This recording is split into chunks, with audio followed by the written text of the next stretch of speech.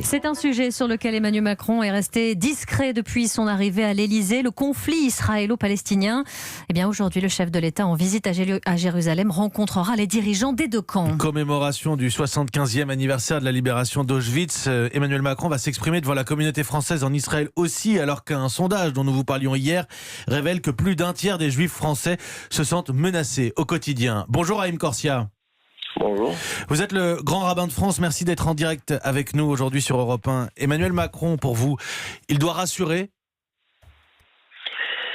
Il va à Jérusalem d'abord parce que c'est le 75e anniversaire de la libération des camps et qu'il y a un enjeu mémoriel.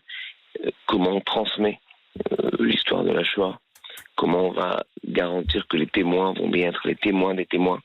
C'est-à-dire que comment notre génération va recevoir le témoignage des survivants pour pouvoir le transmettre après. C'est l'enjeu majeur. Le président part en Israël avec le ministre de l'Éducation nationale. Il y a donc bien un enjeu éducatif et un enjeu mémoriel.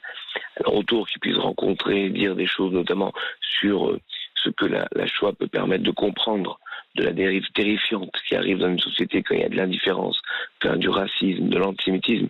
Oui, c'est évident. Mais c'est avant tout, me semble-t-il, un enjeu mémoriel. Emmanuel Macron qui sera aussi accompagné par le ministre de l'Intérieur. Ça aussi, c'est l'autre enjeu, la sécurité pour les Juifs.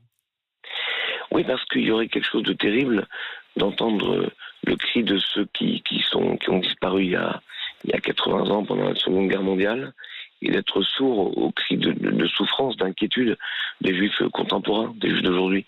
Et les efforts du gouvernement sont évidents. Mais manifestement, il faut trouver d'autres méthodes de lutte contre l'antisémitisme.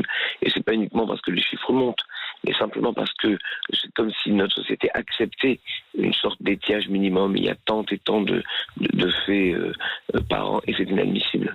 Merci Haïm Corsia. Merci beaucoup d'avoir répondu à nos questions en direct ce matin. Grand rabbin de France, invité en direct du journal de 7h d'Europe 1.